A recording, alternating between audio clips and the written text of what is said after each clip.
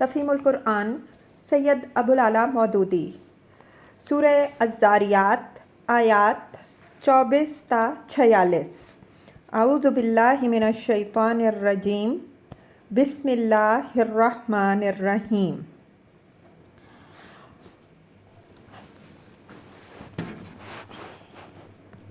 اب یہاں سے رکوع دوم کے اختتام تک انبیاء علیہم السلام اور بعض گزشتہ قوموں کے انجام کی طرف پے در پے مختصر اشارات کیے گئے ہیں، جن سے دو باتیں ذہن نشین کرانی مقصود ہیں۔ ایک یہ کہ انسانی تاریخ میں خدا کا قانون مکافات برابر کام کرتا رہا ہے، جن میں نیکوکاروں کے لیے انعام اور ظالموں کے لیے سزا کی مثالیں پائی جاتی ہیں۔ یہ اس بات کی کھلی علامت ہے کہ دنیا کی اس زندگی میں بھی انسان کے ساتھ اس کے خالق کا معاملہ صرف قوانین طبعی فزیکل لاء پر مبنی نہیں ہے، بلکہ اخلاقی قانون یعنی مورل لاء اس کے ساتھ کار فرما ہے۔ اور جب سلطنت کائنات کا مزاج یہ ہے کہ جس مخلوق کو جسم طبعی میں رہ کر اخلاقی اعمال کا موقع دیا گیا ہو، اس کے ساتھ حیوانات و نباتات کی طرح محض طبعی قوانین پر معاملہ نہ کیا جائے گا، بلکہ اس کے اخلاقی اعمال پر اخلاقی قانون بھی نافذ کیا جائے گا، تو یہ بات بجائے خود اس حقیقت کی صاف نشاندہی کرتی ہے کہ اس سلطنت میں ایک وقت ایسا ضرور آنا چاہیے جب اس طبعی دنیا میں انسان کا کام ختم ہو جانے کے بعد خالص اخلاقی قانون کے مطابق اس کے اخلاقی اعمال کے نتائج پوری طرح برآمد ہوں، کیونکہ اس طبعی دنیا میں وہ مکمل طور پر برآمد نہیں ہو سکتے۔ دوسری بات جو ان تاریخی اشارات سے ذہن نشین کرائی گئی ہے وہ یہ ہے کہ جب قوموں نے بھی انبیاء علیہم السلام کی بات نہ مانی اور اپنی زندگی کا پورا رویہ توحید، رسالت اور آخرت کے انکار پر قائم کیا، وہ آخر کار ہلاکت کی مستحق ہو کر رہیں۔ تاریخ کا یہ مسلسل تجربہ اس بات پر شاہد ہے کہ خدا کا قانون اخلاق جو انبیاء علیہم السلام کے ذریعے سے دیا گیا ہے اور اس کے مطابق انسانی اعمال کی باز پرس جو آخرت میں ہونی ہے، سراسر مبنی بر حق ہے، کیونکہ جس قوم نے بھی اس قانون سے بے نیاز ہو کر اپنے آپ کو غیر ذمہ دار اور غیر جواب دہ سمجھتے ہوئے دنیا میں اپنا رویہ متعین کیا ہے، وہ آخر کار سیدھی تباہی کی طرف گئی ہے۔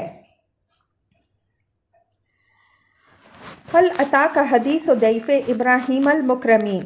اے نبی صلی اللہ علیہ وسلم، ابراہیم علیہ السلام کے معزز مہمانوں کی حکایت بھی تمہیں پہنچی؟ تفسیر یہ قصہ قرآن مجید میں 3 مقامات پر گزر چکا ہے۔ ملاحظہ ہو تفہیم القرآن جلد دوم صفحہ 353 تا 355، 509 تا 511، جلد سوم صفحہ 696۔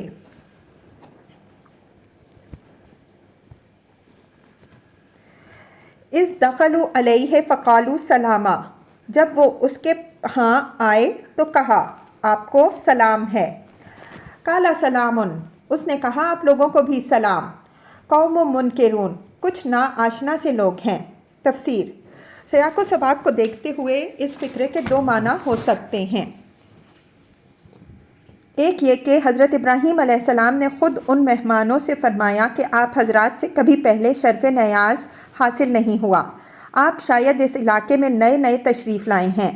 دوسرے یہ کہ ان کے سلام کا جواب دے کر حضرت ابراہیم علیہ السلام نے اپنے دل میں کہا یا گھر میں ضیافت کا انتظام کرنے کے لیے جاتے ہوئے اپنے خادموں سے فرمایا کہ یہ کچھ اجنبی لوگ ہیں، پہلے کبھی اس علاقے میں اس شان اور وضاقتہ کے لوگ دیکھنے میں نہیں آئے۔ فراغ الی اہلہ، پھر وہ چپکے سے اپنے گھر والوں کے پاس گیا۔ تفسیر یعنی اپنے مہمانوں سے یہ نہیں کہا کہ آپ کے لیے کھانے کا انتظام کرتا ہوں، بلکہ انہیں بٹھا کر خاموشی سے ضیافت کا انتظام کرنے چلے گئے تاکہ مہمان تکلفاً یہ نہ کہیں کہ اس تکلیف کی کیا حاجت ہے۔ فجاء بعجل سمین، اور ایک موٹا تازہ بچھڑا لائے۔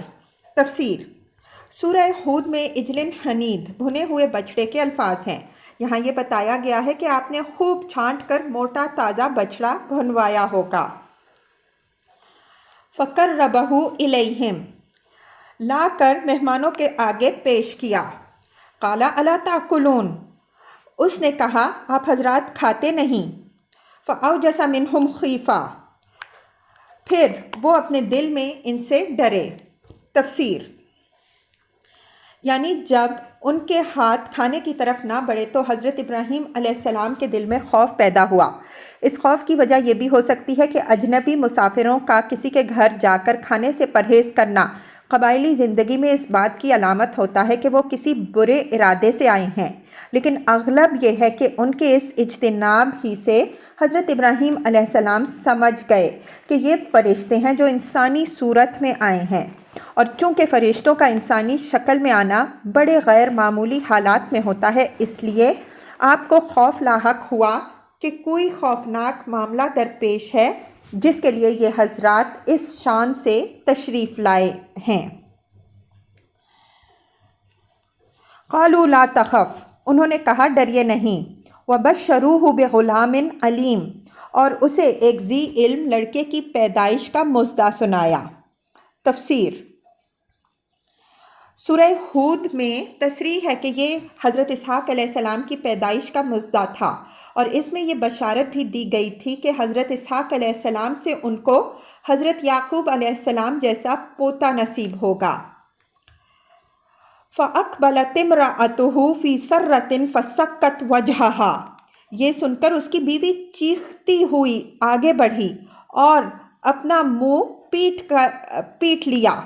وَقَالَتْ عَجُوزٌ عَقِیمٌ اور کہنے لگی بوڑھی بانجھ۔ تفسیر یعنی ایک تو میں بوڑھی اوپر سے بانجھ، اب میرے ہاں بچہ ہوگا۔ بائبل کا بیان ہے کہ اس وقت حضرت ابراہیم علیہ السلام کی عمر 100 سال اور حضرت سارہ علیہ السلام کی عمر 90 سال تھی۔ کتاب پیدائش باب 17 آیت 17۔ قالوا کذالک قال ربک انہ هو الحکیم العلیم انہوں نے کہا یہی کچھ فرمایا ہے تیرے رب نے، وہ حکیم ہے اور سب کچھ جانتا ہے۔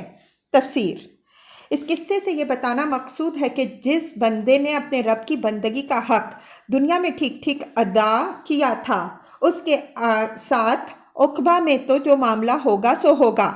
اسی دنیا میں بھی اس کو یہ انعام دیا گیا کہ عام قوانین طبیعت کی روح سے جس عمر میں اس کے ہاں اولاد پیدا نہ ہو سکی تھی اور اس کی سن رسیدہ بیوی تمام عمر بے اولاد رہ کر اس طرف سے قطعی مایوس ہو چکی تھی، اس وقت اللہ نے اسے نہ صرف اولاد دی بلکہ ایسی بے نظیر اولاد دی جو آج تک کسی کو نصیب نہیں ہوئی ہے۔ دنیا میں کوئی دوسرا انسان ایسا نہیں ہے جس کی نسل میں مسلسل 4 انبیاء علیہم السلام پیدا ہوئے ہوں۔ وہ صرف حضرت ابراہیم علیہ السلام ہی تھے جن کے ہاں 3 پشت تک نبوت چلتی رہی، اور حضرت اسماعیل علیہ السلام، حضرت اسحاق علیہ السلام، حضرت یعقوب علیہ السلام اور حضرت یوسف علیہ السلام جیسے جلیل القدر نبی ان کے گھرانے سے اٹھے۔ قال فما خطبکم ایھا المرسلون ابراہیم علیہ السلام نے کہا اے فرستادگان الہی، کیا مہم آپ کو درپیش ہے؟ تفسیر چونکہ فرشتوں کا انسانی شکل میں آنا کسی بڑے اہم کام کے لیے ہوتا ہے، اس لیے حضرت ابراہیم علیہ السلام نے ان کی آمد کا مقصد پوچھنے کے لیے خطب کا لفظ استعمال کیا۔ خطب عربی زبان میں کسی غیر معمولی کام کے لیے بولا جاتا ہے، بلکہ کسی امر عظیم کے لیے بولا جاتا ہے۔ قالوا انا ارسلنا الی قوم مجرمین انہوں نے کہا ہم مجرم قوم کی طرف بھیجے گئے ہیں۔ تفسیر مراد ہے قوم لوط۔ اس کے جرائم اس قدر بڑھ چکے تھے کہ صرف مجرم قوم کا لفظ ہی یہ بتانے کے لیے کافی تھا کہ اس سے کون سی قوم مراد ہے۔ اس سے پہلے قرآن مجید میں حسب ذیل مقامات پر اس کا ذکر گزر چکا ہے۔ تفہیم القرآن جلد 2 صفحہ 51 تا 53۔